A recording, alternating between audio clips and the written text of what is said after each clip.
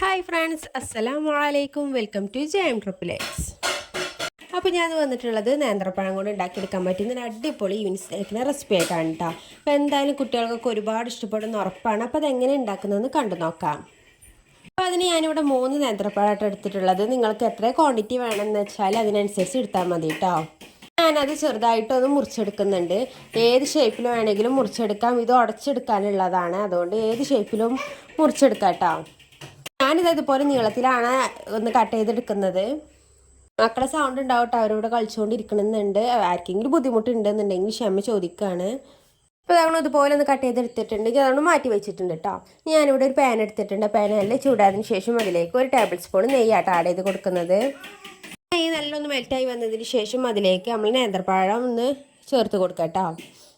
ഞാനിവിടെ നല്ല പഴുത്ത പഴമായിട്ട് എടുത്തിട്ടുള്ളത്. തൊലിയൊക്കെ കറുത്ത് പോയ പഴമാണ് എടുത്തിട്ടുള്ളത്. അതുകൊണ്ട് തന്നെ വളരെ പെട്ടെന്ന് തന്നെ ഇത് നമുക്കൊന്ന് ഉടഞ്ഞു വരും കേട്ടോ.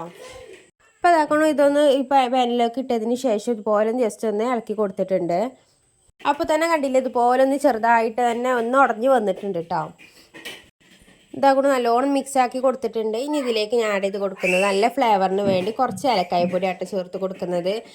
ഓപ്ഷനിലാണ്, വേണമെന്നുണ്ടെങ്കിൽ ചേർത്താൽ മതി. നിങ്ങൾക്ക് അതിൻ്റെ ഒരു ഫ്ലേവറൊക്കെ ഇഷ്ടമാണെന്നുണ്ടെങ്കിൽ ചേർത്താൽ മതി കേട്ടോ. അതുകൂടി ആഡ് ചെയ്തതിന് ശേഷം നല്ലോണം മിക്സ് ചെയ്ത് കൊടുത്തിട്ടുണ്ട്.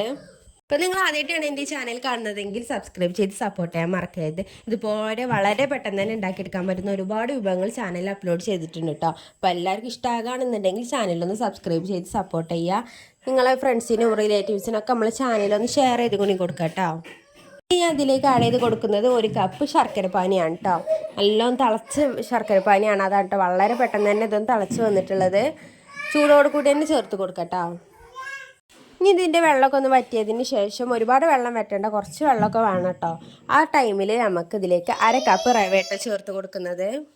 അടുത്ത റവ ഒന്നുമില്ല, സാധാ റവ ചേർത്ത് കൊടുക്കുന്നതിന് അതുകൂടി ചേർത്തതിന് ശേഷം നല്ലോണം മിക്സ് ചെയ്യാം കേട്ടോ. അപ്പോൾ തന്നെ നമ്മൾ ആ വെള്ളമൊക്കെ റവ നല്ല ഒബ്സർവ് ചെയ്തിട്ടുണ്ടാകും. എന്നിട്ട് അത് നല്ലോണം ഒന്ന് വഴറ്റി കൊടുക്കാം. ഈ പഴത്തിൻ്റെ റവൻ്റെ മിക്സ് ഉണ്ടല്ലോ, അത് നമ്മൾ പാനിൽ നിന്ന് ഇതുപോലെ ഒന്ന് വിട്ടു പോരുന്ന വിധത്തിലൊന്ന് ആക്കിയെടുക്കണം. ഇപ്പം തന്നെ കുറച്ചൊന്ന് ഇതുപോലെ ഒന്ന് ആയി വന്നിട്ടുണ്ട് കേട്ടോ. കണ്ടില്ല, നമ്മളെ പാനിലൊക്കെ ചുറ്റും നല്ലോണം ഒരു റവൻ്റെ ഇതൊക്കെ മിക്സ് ഉണ്ട്. അപ്പോൾ അതൊക്കെ ഒന്ന് വിട്ട് വന്നിക്കാണ്ട് നമ്മൾ പാന് നല്ല ക്ലിയർ ആവണം കേട്ടോ. അതാണ് ഇതിനൊരു ടെക്സ്ചർ എന്ന് പറയുന്നത്. അപ്പോൾ അതാണ് ഇതുപോലെ കുറച്ചൊക്കെ ആയതിന് ശേഷം ഇനി ഇതിലേക്ക് ആഡ് ചെയ്ത് കൊടുക്കുന്നത് 1 ടേബിൾ സ്പൂൺ നെയ്യാണ് കേട്ടോ. നെയ്യാണെന്നുണ്ടെങ്കിൽ നല്ലൊരു ടേസ്റ്റ് ആയിരിക്കും, അതുകൊണ്ടാണ് നെയ്യ് ചേർത്ത് കൊടുക്കുന്നത്. അപ്പോൾ അതായത് അതുപോലെ നായി വന്നിട്ടുണ്ട്. ഇനി ഇതിലേക്ക് ഞാൻ പറഞ്ഞതുപോലെ 1 ടേബിൾ സ്പൂൺ നെയ്യൊന്ന് ആഡ് ചെയ്ത് കൊടുത്തിട്ടുണ്ട് കേട്ടോ. ഞാൻ ഉണ്ടാക്കിയെടുക്കുന്ന ഓരോ ഐറ്റംസ് എന്ന് പറയുന്നത് കുട്ടികൾക്ക് നല്ല ഹെൽത്തി ആയിട്ടുള്ള ഫുഡ് ഐറ്റംസ് ആണ് കേട്ടോ.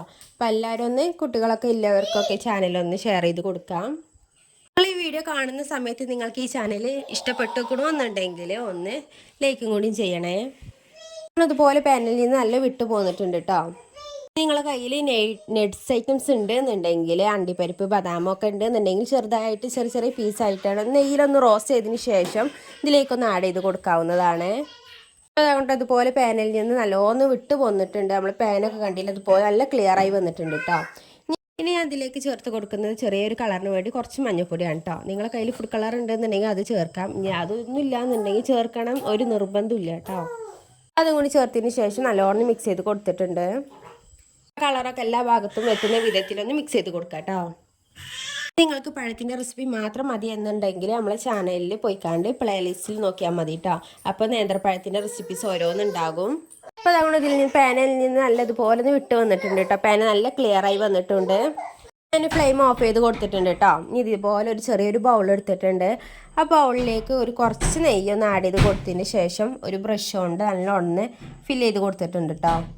നിങ്ങളെ കയ്യിൽ ബട്ടർ പേപ്പർ ഉണ്ടെന്നുണ്ടെങ്കിൽ അത് യൂസ് ആക്കാവുന്നതാണ് കേട്ടോ.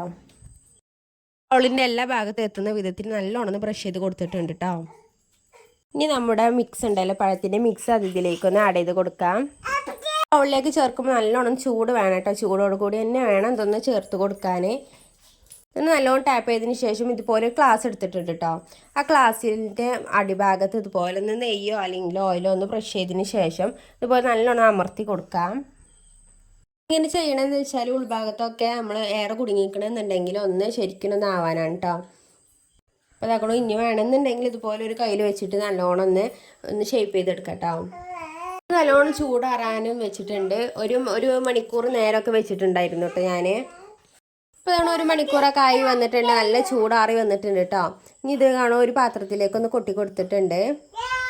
ഞാൻ അത് കട്ട് ചെയ്ത് കൂടി കാണിച്ചു തരാൻ കണ്ടില്ല. അതുപോലെ നല്ല സോഫ്റ്റ് ആയിട്ടുള്ള ഒരു പലഹാരമാണ് കേട്ടോ. അപ്പോൾ എന്തായാലും വീട്ടിൽ ട്രൈ ചെയ്ത് നോക്കണം. ഇഷ്ടമാണെന്നുണ്ടെങ്കിൽ ലൈക്ക് ചെയ്ത് സപ്പോർട്ട് ചെയ്യാനും മറക്കരുത്. നാളെ ഇൻഷാ അല്ലാഹ് മറ്റൊരു വീഡിയോ ആയിട്ട് വരണ്ട്. ബൈ, അസ്സലാമു അലൈക്കും.